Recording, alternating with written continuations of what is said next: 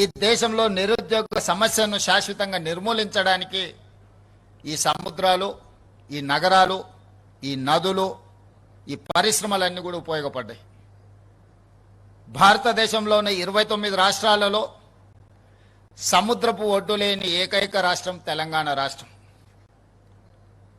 మనకు అన్నీ ఉన్నా సముద్రపు ఒడ్డు లేకపోవడం, మనకు కృష్ణా, గోదావరి, అదేవిధంగా మూసి, ఈసా నదులు ఉన్నా ఈ నదులను సరైన విధంగా ఒడిసి పట్టుకుపోవడం వల్ల, ఈ నదీ జలాలను సరైన విధంగా వినియోగించుకోకపోవడం వల్ల కొన్ని తరాలు నష్టపోయినాయి. వీటిని వినియోగించకపోతే పర్వాలేదు, కానీ వీటిని కలుషితం చేసి కాలుష్యం వెదజల్లే పరిశ్రమలుగా ఈ నదులను మనం తయారు చేసినాం.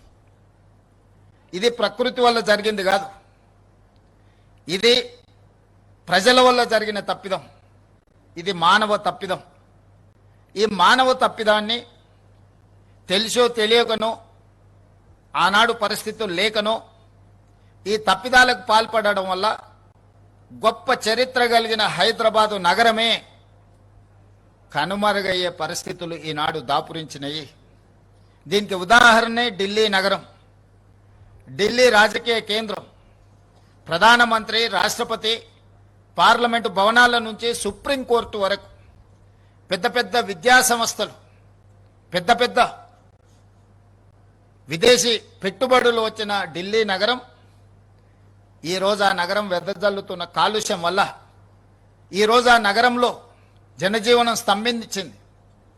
వాహనాలను ప్రభుత్వమే నిలిపేసింది, పాఠశాలలను ప్రభుత్వమే బంద్ పెడుతుంది, ప్రభుత్వ కార్యాలయాలనే ప్రభుత్వం సెలవులు ప్రకటిస్తుంది, పార్లమెంటు కూడా సెలవులు ప్రకటించవలసిన పరిస్థితి వచ్చింది.